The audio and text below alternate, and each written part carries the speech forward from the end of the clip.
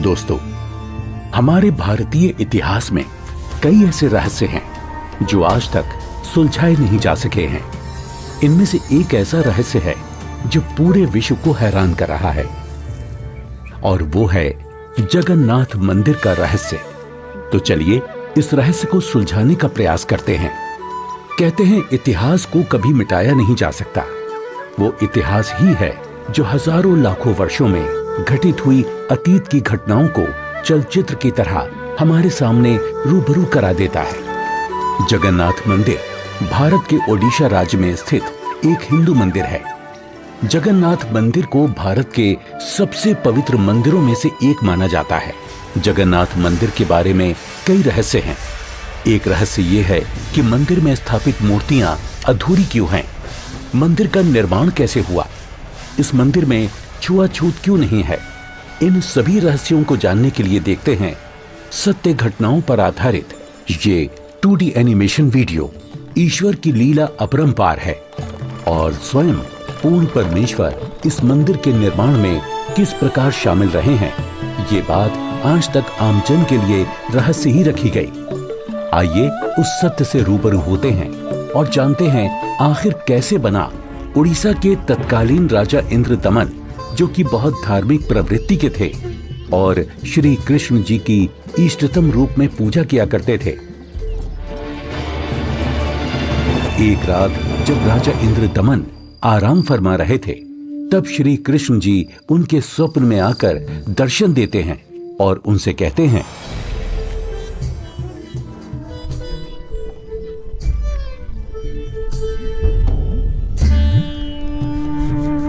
इंद्रदमन। हे प्रभु, आप? हे इंद्रदमन, मेरी मृत्यु के उपरांत जिस संदूक में मेरी अस्थियां विसर्जित की गई थी, वो काष्ठ का संदूक पानी में बहता हुआ तेरे राज्य में पुरी में समुद्र किनारे आ लगा है। मैं चाहता हूं कि तुम मेरे आदेश से उस संदूक को उसी स्थान पर रखकर उसके ऊपर मंदिर यादगार रूप में बनवा दो, जिसका नाम जगन्नाथ होगा। और उस मंदिर में एक विप्र रख देना जो श्रद्धालुओं को पवित्र गीता के अनुसार ज्ञान प्रचार करेगा। याद रहे, इस मंदिर में ना तो कोई मूर्ति होनी चाहिए और ना ही कोई पाखंड। जैसा आपका आदेश महाराज। किंतु भगवान, कृपा करके मुझे वो स्थान दिखा दीजिए जहां मंदिर का निर्माण किया जाना है। ठीक है वत्स, मैं तुम्हें वहां ले चलता हूं।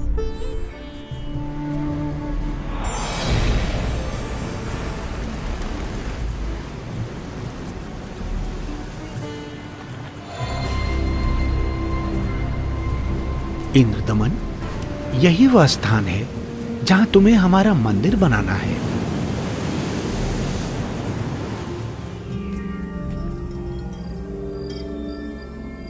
भोर होते ही राजा इंद्रदमन ये बात अपनी पत्नी को बताते हैं। फिर उसके बाद मेरी आंख खुल गई। स्वामी, इस शुभ कार्य में देरी कैसी? सर्व संपत्ति उन्हीं की दी हुई है, उन्हीं को अर्पित करने में क्या सोचना। राजा इंद्रदमन तुरंत अपने मंत्रियों की सभा बुलाते हैं और मंदिर बनाने के लिए राज्य के सबसे कुशल कारीगरों को इकट्ठा किया जाता है। जिसके बाद सभी पुरी नामक स्थान पर पहुंच जाते हैं जहां वो संदूक तैर रहा था। उसे निकलवाकर जमीन खोदकर संदूक दबा देते हैं।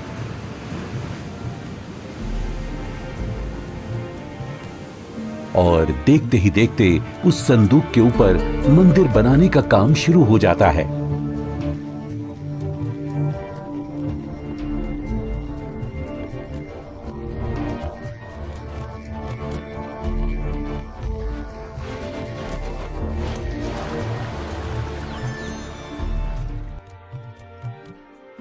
महाराज की जय हो। प्रभु श्री कृष्ण जी की दया से मंदिर बनकर तैयार है महाराज। राजन, बहुत सुंदर मंदिर बनकर तैयार हुआ है। सब श्री कृष्ण जी की कृपा। पीछे हट जाओ, पीछे हट जाओ, सभी चलो। समुद्री तूफान आ रहा है, समुद्री लहरें इतनी ऊपर उठकर हमारी तरफ आ रही हैं। लहरें बहुत तेज हैं। भागो भागो, तूफान आ गया।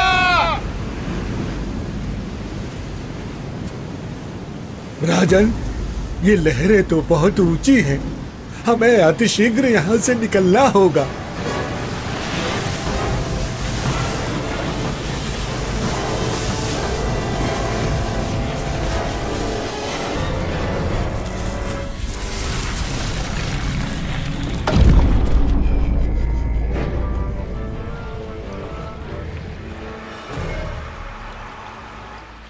हे भगवान, ये क्या अनर्थ हो गया।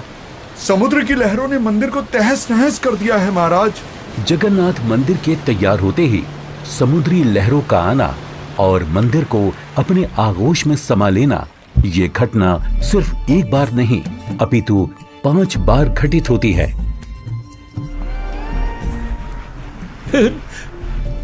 नहीं नहीं, ये नहीं हो सकता। अपने आप को संभालें राजन, हौसला रखें। न जाने समुद्र मुझसे कौन से जन्म का बदला ले रहा है। मैं क्या करूं, कुछ समझ नहीं आ रहा है। राजकोष भी खाली हो चुका है। अब और मंदिर बनवाने का मेरा सामर्थ्य ही नहीं बचा। हे भगवान, यह तुच्छ जीव आपके आदेश का पालन अब नहीं कर पाएगा। मुझे माफ कर देना भगवान, माफ कर देना। राजा के 100 यत्न करने के बावजूद मंदिर नहीं बन रहा था। तब काल ब्रह्म से हुए वचन के मुताबिक सर्व सृष्टि के रचनाहार, सभी आत्माओं के जनक, दुखहर्ता कबीर प्रभु अपने निज धाम सतलोक से आकर वहां प्रकट होते हैं और एक संत रूप में राजा के दरबार में पहुंच जाते हैं।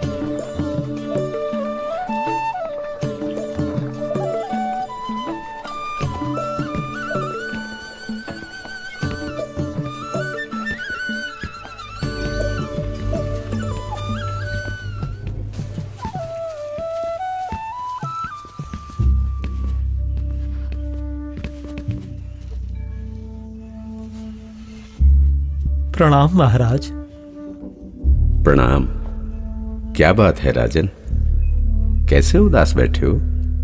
हे महात्मा जी, परमात्मा कृष्ण जी के आदेश से समुद्र किनारे मंदिर का निर्माण करवाया था, किंतु समुद्र ने उसे तोड़ दिया। अब की बार समुद्र नहीं तोड़ेगा, आप मंदिर बनवाओ। क्षमा करें महाराज, मंदिर 5 बार बनवाया है, परंतु 5 बार समुद्र ने उसे तोड़ दिया है। कोई बात नहीं इंद्रदमन, यदि मन बने तो मेरे पास आ जाना। मैं यहीं पास में पहाड़ी पर रहता हूं, वहीं पर मेरी कुटी है।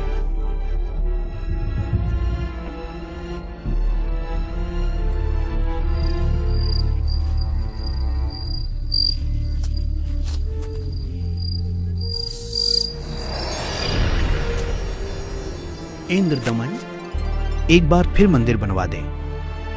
जो तेरे पास संत जी आए थे तो उन्हीं से सहायता की याचना कर ले। वो कोई मामूली संत नहीं है इंद्रदमन, उनकी भक्ति शक्ति का कोई पार पार नहीं है।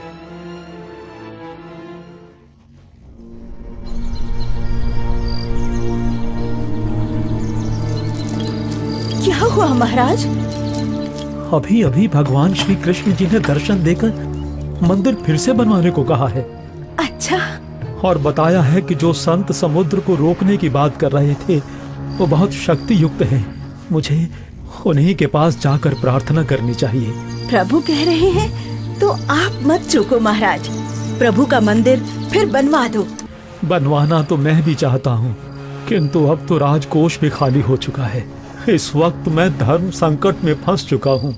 यदि मंदिर नहीं बनवाऊंगा तो प्रभु अप्रसन्न हो जाएंगे और मंदिर बनवाने के लिए धन भी शेष नहीं रहा।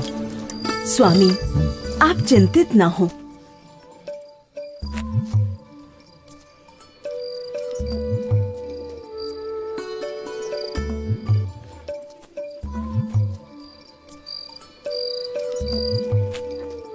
मेरे पास आभूषणों की कोई कमी नहीं है।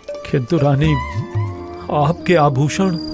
अभी उसकी चिंता आप ना करें राजन। आपका और मेरा दुख एक ही है, दो नहीं है। आप संकट में हैं, मैं इन आभूषणों का क्या करूंगी? आप बस भगवान के आदेश के अनुसार मंदिर निर्माण का कार्य पुनः प्रारंभ करवाएं। स्वामी, ये आभूषण भी भगवान के ही दिए हुए हैं और भगवान के आदेश का पालन करने में इनका सहयोग लेना मैं अपना सौभाग्य समझूंगी। जी। सुबह उठते ही राजा इंद्रदमन अपने महामंत्री को बुलाकर भगवान श्री कृष्ण जी के आदेश के बारे में बताते हैं। आप जाइए और मंदिर कार्य पुनः प्रारंभ कराने की तैयारी करें।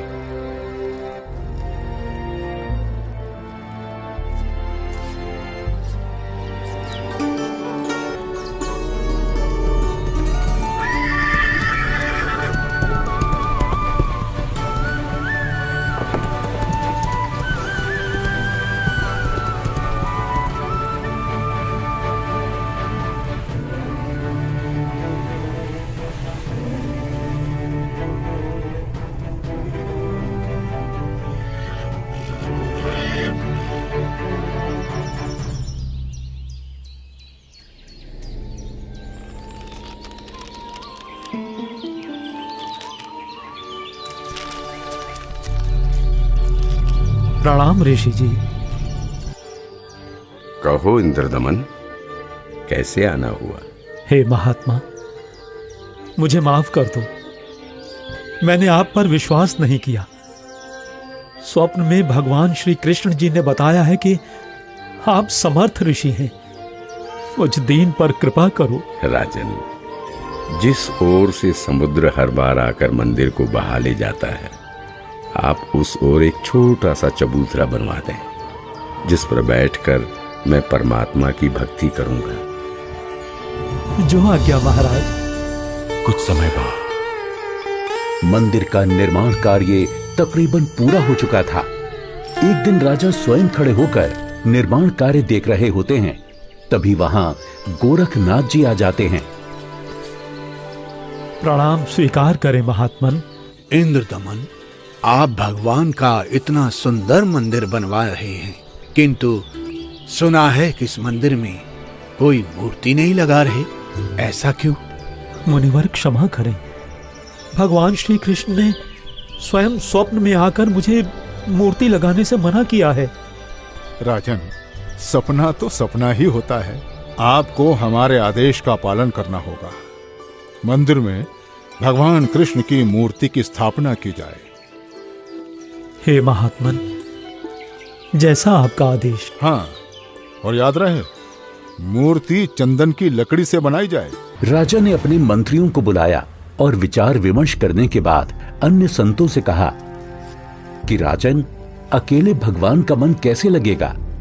मंदिर में भगवान श्री कृष्ण जी के साथ साथ बलराम और सुभद्रा की मूर्ति भी स्थापित की जाए।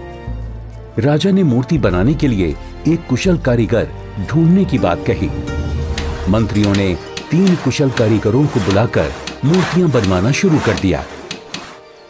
अब एक तरफ मंदिर तो दूसरी तरफ मूर्तियां बनाने का काम चल रहा होता है, किंतु कुछ समय बाद पता चलता है कि जिस तरह मंदिर बार बार टूट रहा था, अब इस प्रकार मूर्तियों के भी अपने आप टुकड़े टुकड़े होने लगते हैं।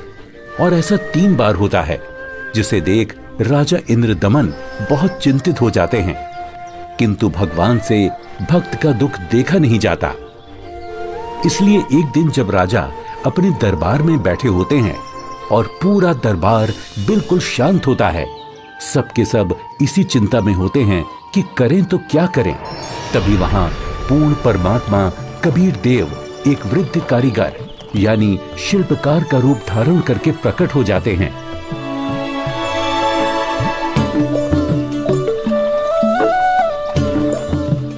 राजा से कहो कि मैं एक शिल्पकार हूँ और मूर्ति बनाना बड़े अच्छे से जानता हूँ। महाराज की जय हो।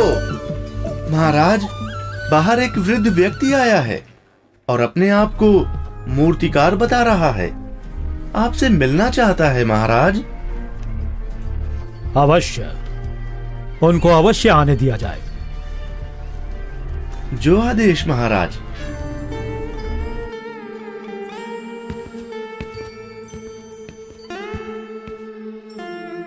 ये कारीगर तो बड़ा अनुभवी लगता है। अवश्य भगवान की ही कोई लीला है।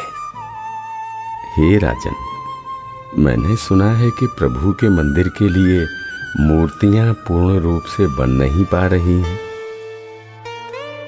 जी, आपने बिल्कुल सही सुना है। मैं 80 वर्ष का वृद्ध हो चुका हूं और मुझे 60 वर्ष का अनुभव है राजन। चंदन की लकड़ी की मूर्ति प्रत्येक कारीगर नहीं बना सकता।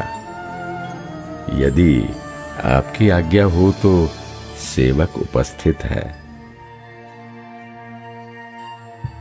हे कारीगर, आप मेरे लिए भगवान ही हैं, जो कारीगर बनकर आए लगते हो।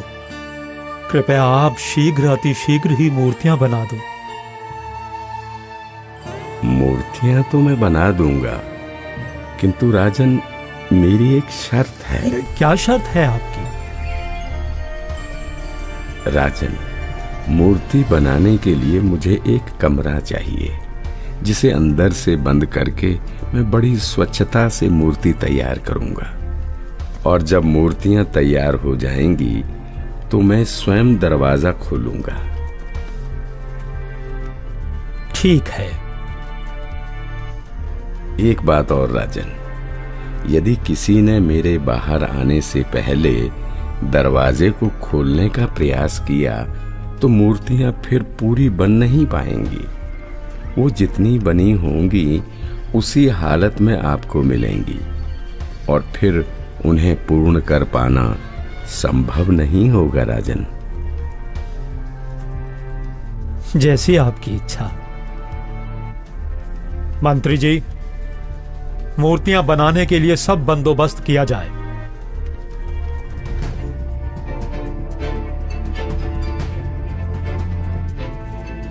प्रणाम महात्मा जी। इंद्रदमन, मूर्तियां बनवाई क्या? आपकी आज्ञा का पालन पूर्ण रूप से किया गया है महात्मा जी, परंतु मेरा दुर्भाग्य है कि मूर्तियां बन नहीं पा रही हैं। बनते बनते ही सबके टुकड़े टुकड़े हो जाते हैं।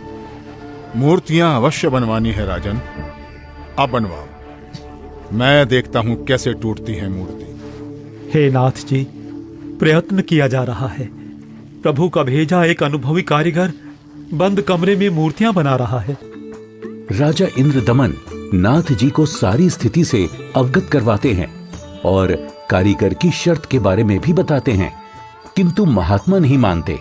वो मूर्तियां देखने की जिद करने लगते हैं और राजा के मना करने के बावजूद भी उस कमरे के सामने पहुंच जाते हैं जहां मूर्ति बनाने का काम चल रहा होता है।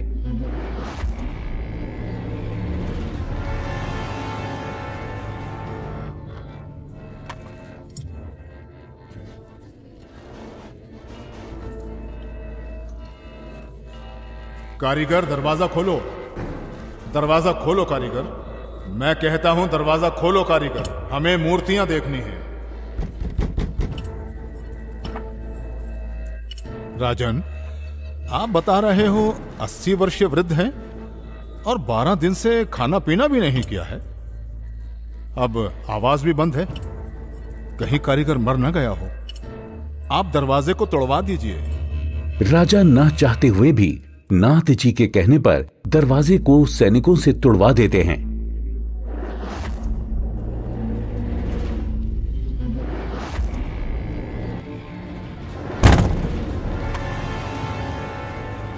दरवाजा खुलने पर अंदर कोई कारीगर नहीं मिलता। वहां श्री कृष्ण, बलराम और सुभद्रा जी की 3 मूर्तियां रखी होती हैं, परंतु उन मूर्तियों के हाथ और पैर के पंजे नहीं बन पाए थे। ये देखकर सभी चौंक जाते हैं। हे भगवान, वो बुजुर्ग कारीगर तो यहाँ है ही नहीं। इसका मतलब वो कोई साधारण व्यक्ति नहीं थे, बल्कि स्वयं भगवान ही थे। मंदिर का निर्माण पूरा हो चुका है। अब इन्हीं मूर्तियों को भगवान की इच्छा समझकर मंदिर में स्थापित करवा दो राजन। हो सकता है प्रभु को यही स्वीकार हो। लगता है श्री कृष्ण ही स्वयं मूर्तियां बनाकर गए हैं। मंदिर का निर्माण कार्य संपन्न हो चुका था। अब बारी थी तो मूर्तियों में प्राण प्रतिष्ठा की, जिसके लिए राजा, रानी, मंत्री, महामंत्री और काफी संख्या में पंडित ब्राह्मण मंदिर के सामने पहुंच जाते हैं।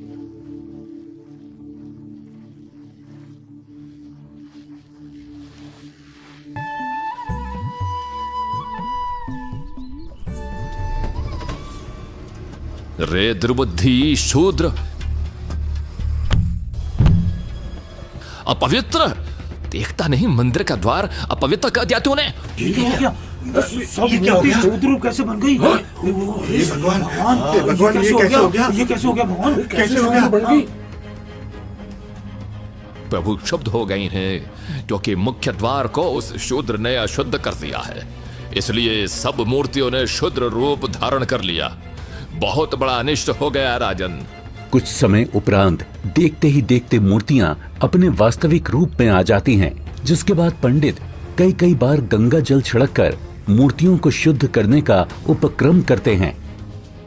मूर्ति स्थापना के कुछ दिन बाद अचानक समुद्री तूफान आ जाता है और समुद्री लहरें लगभग 40 फीट ऊंची उठकर बहुत तेज वेग में मंदिर की ओर चल पड़ती हैं। सभी आपस में बातें करने लगते हैं। लगता है अब की बार भी समुद्र मंदिर को नष्ट कर देगा। अरे ये क्या? संत जी अभी भी वहीं पर बैठे हैं। अरे कोई उठाओ उनको वहां से।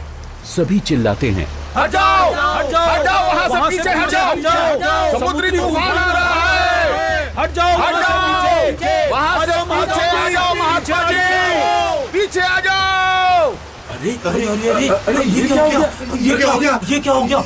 क्या हो गया? महात्मा जी ने पानी को वहीं पर रोक दिया है राजन। लगता है अब की बार मंदिर बच जाएगा। महात्मा अवश्य ही कोई परम शक्ति युक्त है।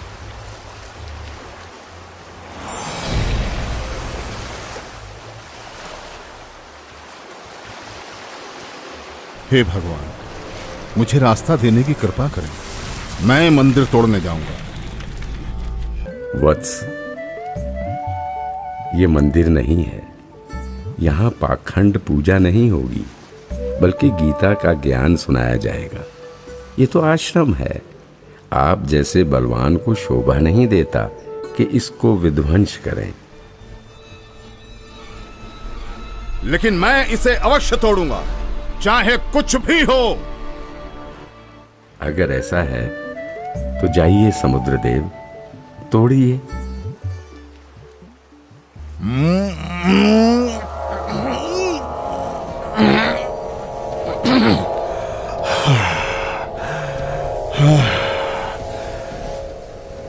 मैं आपकी शक्ति के आगे विवश हूं स्वामी।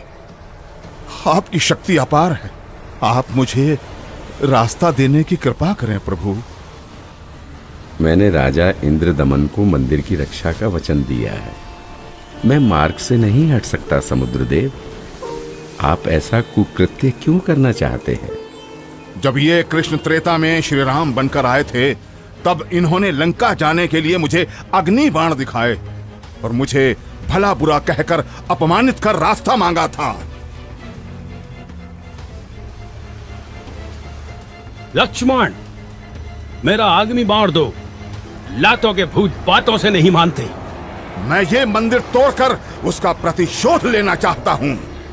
समुद्रदेव, प्रतिशोध तो आप पहले ही ले चुके हो। आपने तो समस्त द्वारिका पहले ही डुबो दी है। जी नहीं, अभी वो पूर्ण रूप से नहीं डूबी। कोई प्रबल शक्ति युक्त संत आने के कारण मेरा वो कार्य भी अधूरा रह गया और वो आधी ही डूब सकी, क्योंकि मुझे वहां पर किसी ने मानो बांध दिया है।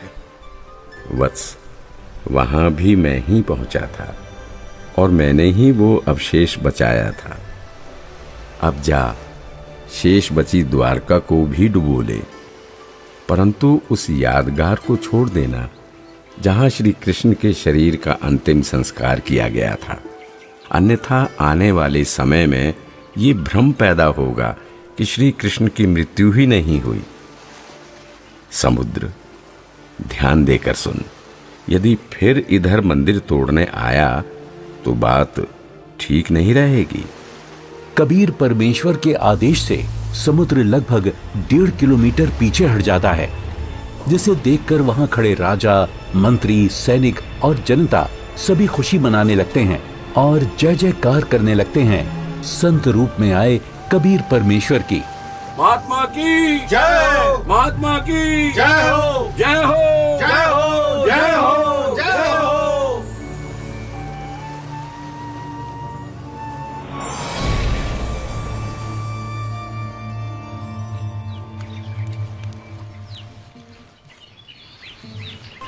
पंडित जी, सब कुछ करके देख लिया, आपका कुष्ठ रोग तो बढ़ता ही जा रहा है।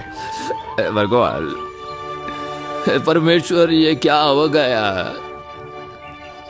हे प्रभु, कष्ट हरो महाराज, क्षमा करो महाराज। पता नहीं मुझे किस पाप का प्रायश्चित करना पड़ रहा है। गलती क्षमा करो प्रभु, गलती क्षमा करो।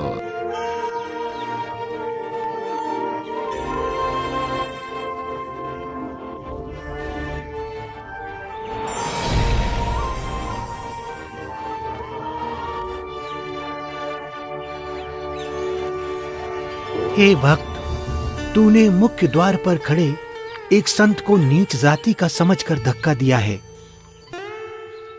क्षमा करो महाराज, आगे से ऐसी भूल कभी नहीं होगी। आपका कष्ट निवारण मैं नहीं कर सकता, ये तो उन्हीं के पास जाकर क्षमा मांगने से और उनके पैर धोकर उस चरणामृत के पान से ही होगा। वो कोई साधारण संत नहीं थे, अपितु कोई परम शक्ति ही शूद्र रूप धारण करके वहां परीक्षा लेने के लिए पहुंची थी। यदि वो आपको हृदय से क्षमा कर देंगे तो ही आपका कष्ट निवारण संभव है, अन्यथा नहीं।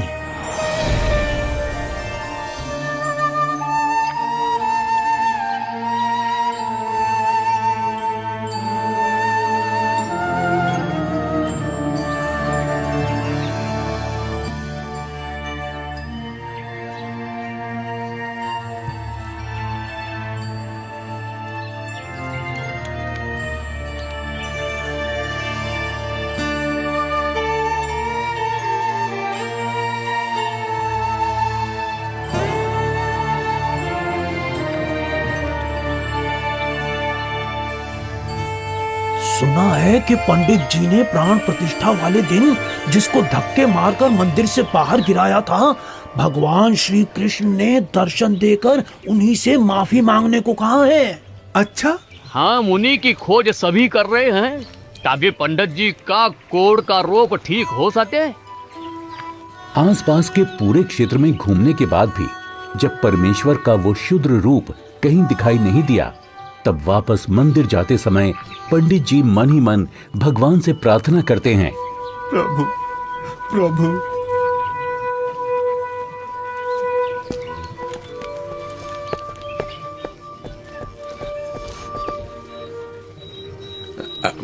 अरे अरे रुकिए पंडित जी, मैं शूद्र हूं, मेरे नजदीक मत आइए, आप भी अशुद्ध हो जाएंगे। आप ऐसा न बोले, मैं बहुत शर्मिंदा हूं भगवान। परवरदिगार, मेरा दोष क्षमा कीजिए, मुझ पर दया कीजिए करुणानिधि। क्या बात है पंडित जी, आप क्यों विलाप कर रहे हैं? महाराज, उस दिन मुझसे बहुत बड़ी भूल हो गई, मुझे क्षमा कर दीजिए प्रभु। ये नीच प्राणी प्रायश्चित करना चाहता है, अपने चरणों का जल देने की कृपा करें जिससे मेरा कोढ़ ठीक हो सके प्रभु।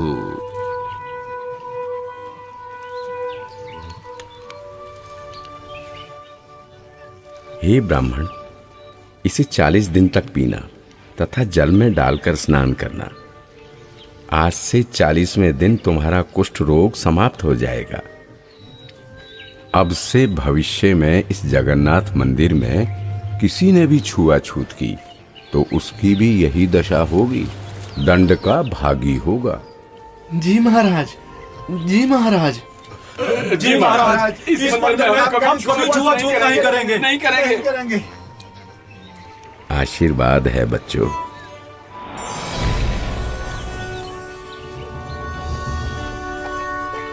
कहते हैं जगत का पेख ना पेख्या, धनी का नाम ना लेखिया। कोई कहता है कि मंदिर श्री कृष्ण जी ने बनवाया, तो कोई कहता है कि जगन्नाथ भगवान ने बनाया, लेकिन जो करने वाला था उसका कहीं नाम नहीं। खैर, वो परमात्मा अपने आप में ही पूर्ण है, वो किसी महिमा का मोहताज नहीं। तो आपने देखा कि किस प्रकार परमेश्वर कबीर देव जी ने संत रूप में प्रकट होकर समुद्र को रोककर जगन्नाथ मंदिर की स्थापना करवाई, कारीगर रूप में अवतरित होकर मूर्तियां बनाई और क्षुद्र रूप बनाकर मंदिर से छुआछूत जैसी बुराई को हमेशा हमेशा के लिए खत्म कर दिया। समर्थ का कार्य समर्थ ही कर सकता है। तो ये थी कहानी पुरी के जगन्नाथ मंदिर की, जिसे कबीर प्रभु ने बनवाया और हर वर्ग हर जाति के लोगों को समान अधिकार दिलवाया।